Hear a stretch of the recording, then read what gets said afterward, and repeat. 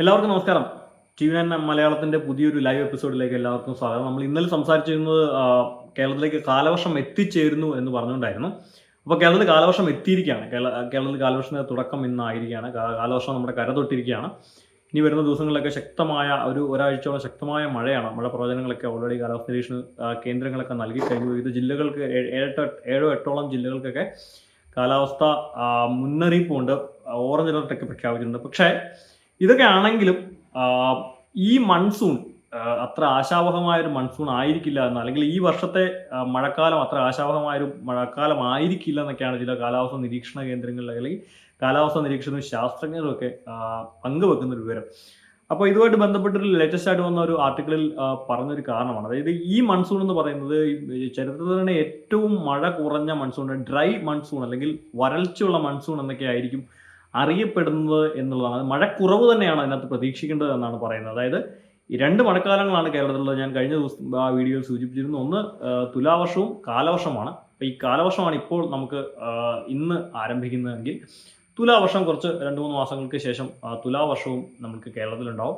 പക്ഷേ മഴക്കുറവ് കാലവർഷത്തിൽ ഈ രണ്ട് മഴക്കാലങ്ങൾക്കും ശക്തമായ മഴക്കുറവ്, ഏതാണ്ട് 20-25% മഴയുടെ കുറവ് ഉണ്ടായിരിക്കുമെന്നുള്ളതാണ് പറയുന്നത്. ഇതിന് കാരണമായി ചൂണ്ടിക്കാണിക്കുന്ന ഏറ്റവും പ്രധാനപ്പെട്ട കാര്യം എൽ നീനോ പ്രതിഭാസമാണ്. എൽ നീനോ പ്രതിഭാസത്തിന് കാരണമായി ശക്തമായ മഴക്കുറവ് ഇതിലുണ്ടായേക്കുമെന്നാണ് പറയുന്നത്. ഈ മഴക്കുറവ് വളരെ സജീവമായി ഈ വർഷം അല്ലെങ്കിൽ 2027 എന്ന് പറയുന്ന ഏറ്റവും ചൂടേറിയ വർഷങ്ങളിൽ ഒന്നായിരിക്കും ആഗോളതലത്തിൽ തന്നെ എന്നാണ് പൊതുവെയുള്ള ഒരു നിരീക്ഷണം. അതുകൊണ്ട് തന്നെ 2026 കേരളത്തിലെ കാലാവസ്ഥയിലും വലിയ മാറ്റങ്ങൾ പ്രതീക്ഷിക്കാം.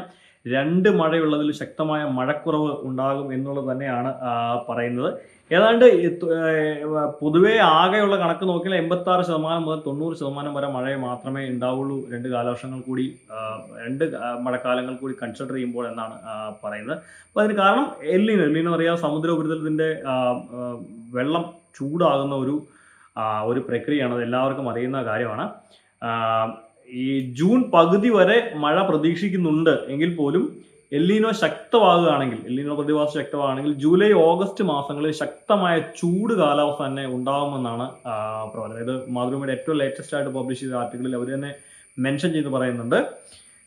എല്ലിനോ ശക്തമാകുകയാണെങ്കിൽ പോലും ജൂലൈ ഓഗസ്റ്റ് മാസങ്ങളിൽ കൃത്യമായ ശക്തമായ ചൂട് പ്രതീക്ഷിക്കണമെന്നാണ് പറയുന്നത്.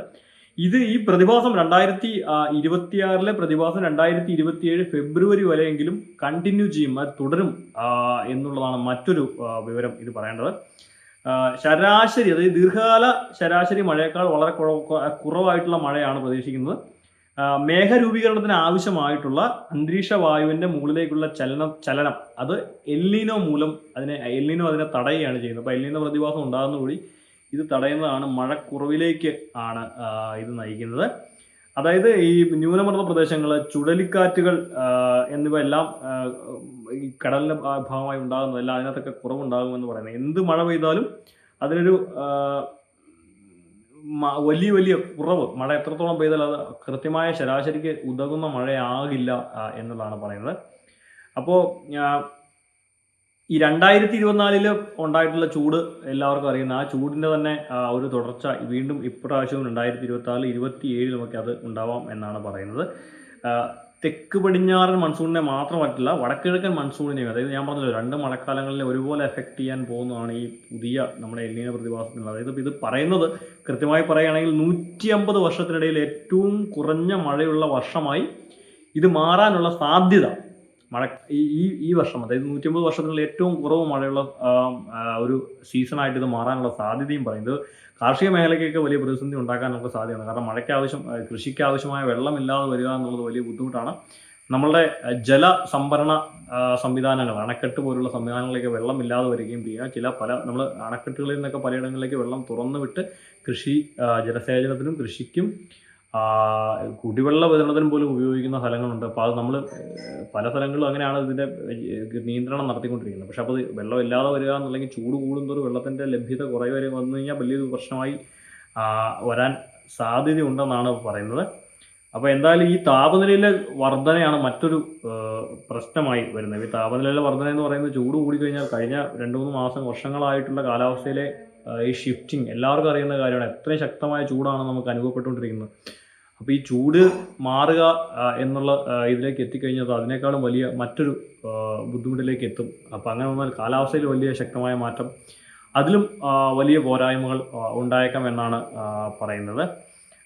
ഇതിന് താപനില ഞാൻ പറഞ്ഞത് എൽ നീനോ പ്രതിഭാസം തന്നെയാണ് ഈ മഴക്കുറവിലേക്കുള്ളത്. അപ്പോൾ ജൂൺ 1 മുതൽ സെപ്റ്റംബർ 30 വരെയുള്ള കാലഘട്ടത്തിലാണ് ഈ മഴക്കുറവ് കാര്യമായി എഫക്റ്റ് ചെയ്യാൻ. അതായത് ജൂൺ 1 മുതൽ നമുക്ക് ആദ്യത്തെ ഒരു 10 ദിവസം വലിയ കുഴപ്പമില്ലാതെ മഴ ലഭിച്ചേക്കാം.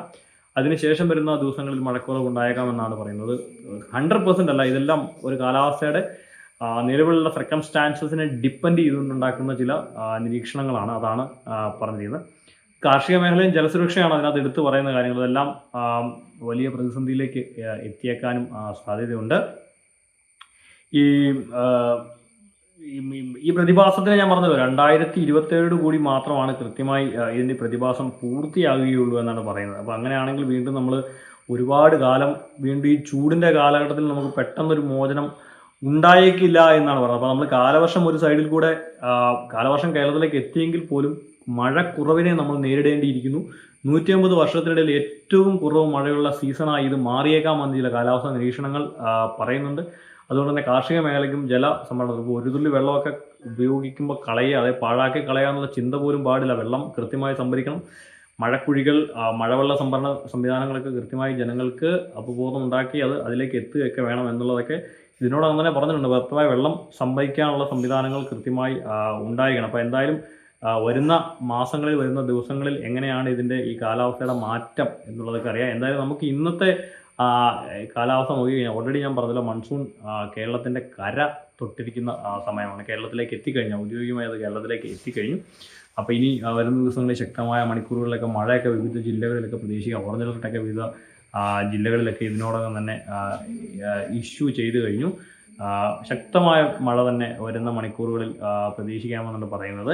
8 ജില്ലകളിലാണ് ഓറഞ്ച് അലർട്ട് പ്രഖ്യാപിച്ചിരിക്കുന്നത്. അതായത് തിരുവനന്തപുരം, കൊല്ലം, പത്തനംതിട്ട, ആലപ്പുഴ, കോട്ടയം, ഇടുക്കി, എറണാകുളം, തൃശ്ശൂർ ജില്ലകളിലാണ് ഓറഞ്ച് അലർട്ടെങ്കിൽ പാലക്കാട്, മലപ്പുറം, കോഴിക്കോട്, വയനാട്, കണ്ണൂർ, കാസർഗോഡ് ജില്ലകളിൽ യെല്ലോ അലർട്ടും പ്രഖ്യാപിച്ചിട്ടുണ്ട്.